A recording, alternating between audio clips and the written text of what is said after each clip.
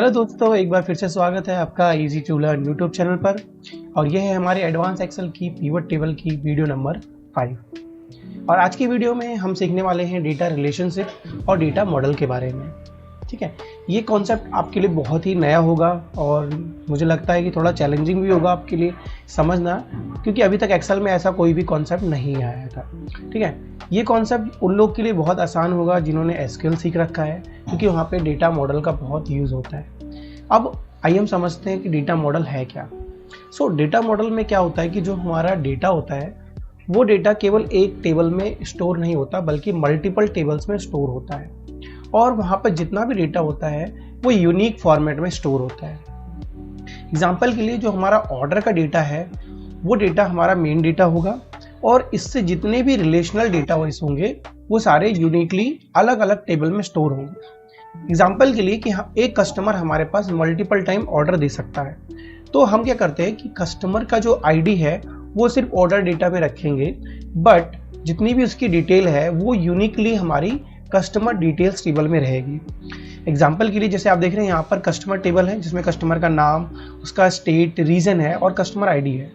ठीक है, जो हमारी मेन टेबल होगी जिसमें हमारे मल्टीपल लाइंस होंगे उसमें हमारे पास ऑर्डर आईडी केवल रिपीट करेगी। ऑर्डर आईडी एग्जिस्ट करेगी जो कि मल्टीपल टाइम हो सकती है, और उसका रिलेशन हम कस्टमर आईडी टेबल से कर देंगे, जिससे जब भी हमें इनका क्रॉस रेफरेंस करना पड़ेगा तो वो ईजिली हमारा इंटरनली डेटा मॉडल में हो जाएगा। और इस कंडीशन में हमारा डेटा सेम सीट में या सेम टेबल में एग्जिस्ट होना जरूरी नहीं होता। ठीक है, इस मॉडल का सबसे बड़ा फायदा ये होता है कि जब हमारा डेटा अलग अलग टेबल में स्टोर होता है तो हम बहुत सारा स्पेस को रिड्यूस कर पाते हैं अपने टेबल में। साथ ही जो हमारा डेटा होता है उसका जो मॉडल होता है, उसका ग्राफ जो होता है, जैसा कि आपको सामने स्क्रीन पे दिख रहा है, इसे डेटा मॉडल ग्राफ कहते हैं। इससे हमें क्विकली समझ में आ जाता है कि हमारा डेटा किस तरह से स्टोर्ड है और उस डेटा में कितनी सारी टेबल्स हैं और वो किस तरह से डेटा मॉडल में रिलेशन करते हैं।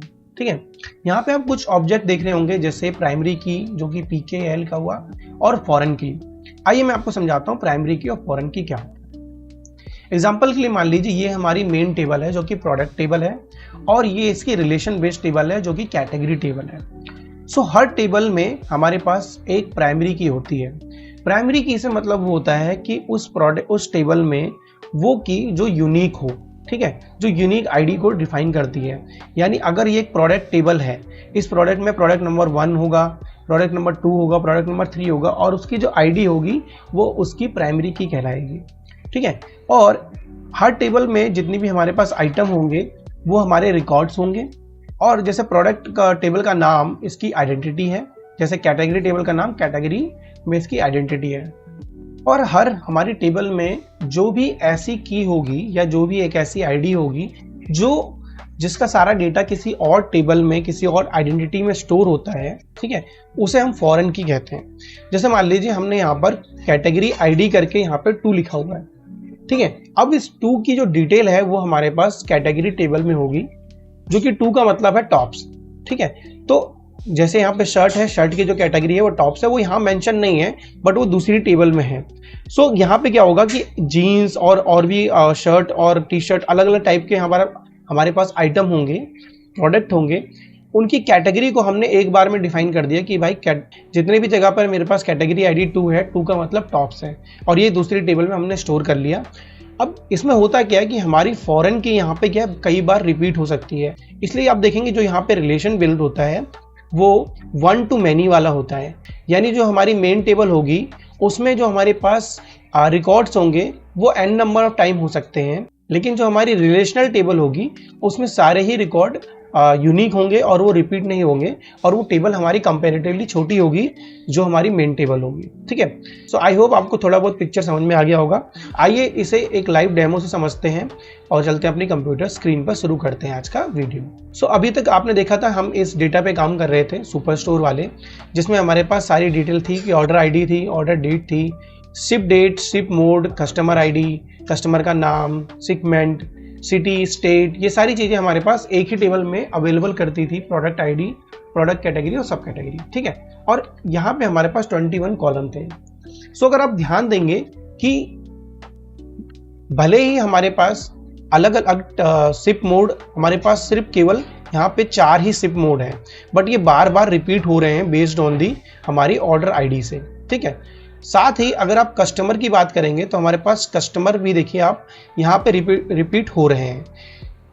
ठीक है, और अगर मैं देखूं तो कस्टमर की सिटी, कस्टमर का स्टेट, उसका पोस्टल कोड, रीजन, और हमारे पास जो प्रोडक्ट है, अगर मैं प्रोडक्ट कैटेगरी देखता हूं तो मेरे पास 3 कैटेगरी है, उनकी सब कैटेगरी मेरे पास कुछ है, और ये क्या है हर बार हर ऑर्डर के अकॉर्डिंग रिपीट हो रही है।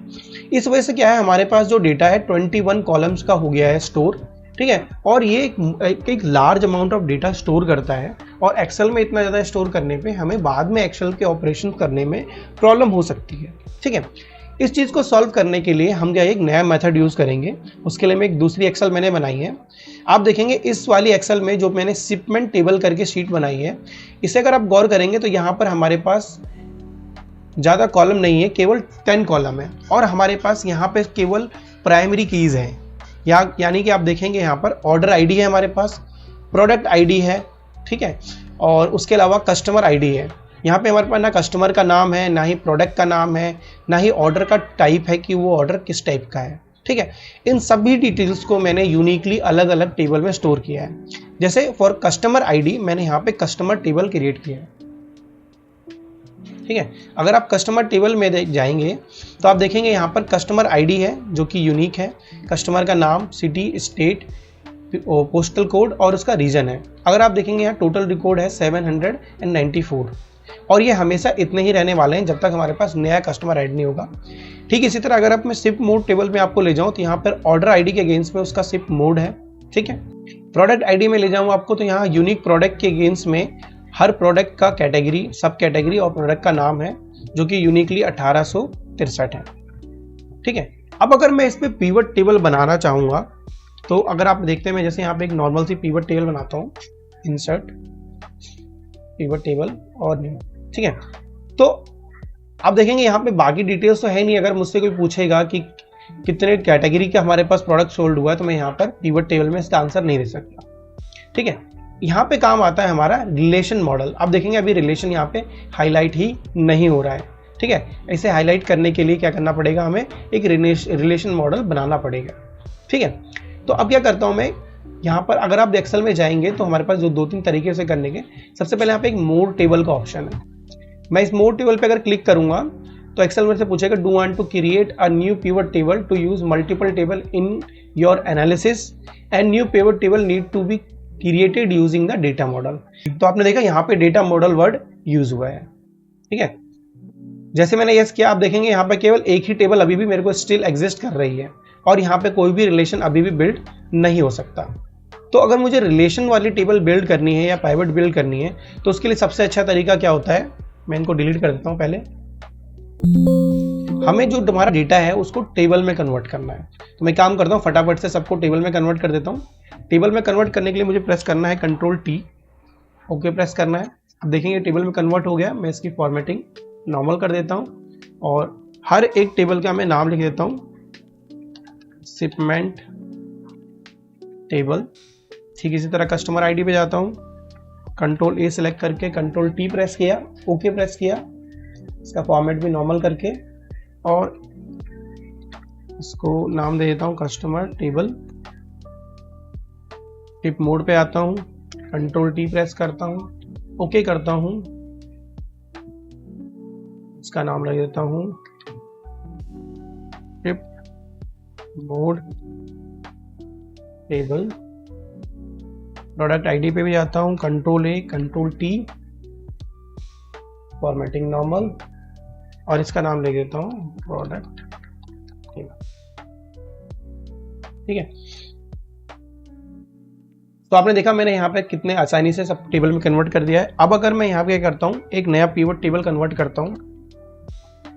अगर मैं इंसर्ट करता हूँ नया पिवट टेबल और ओके करता हूँ तो आप देखेंगे यहाँ पर अभी भी मेरे पास नॉर्मल टेबल है, लेकिन जैसे ही मैं मोर टेबल्स पे क्लिक करके ओके करूंगा तो आप देखेंगे मेरे पास यहाँ पे सारी ही टेबल्स के नाम आ गए, चाहे वो कस्टमर टेबल हो, चाहे वो प्रोडक्ट टेबल हो, चाहे वो शिप मोड टेबल हो या शिपमेंट टेबल हो, सारे ही सारे मेरे पास यहाँ पर आईडी जनरेट हो गई।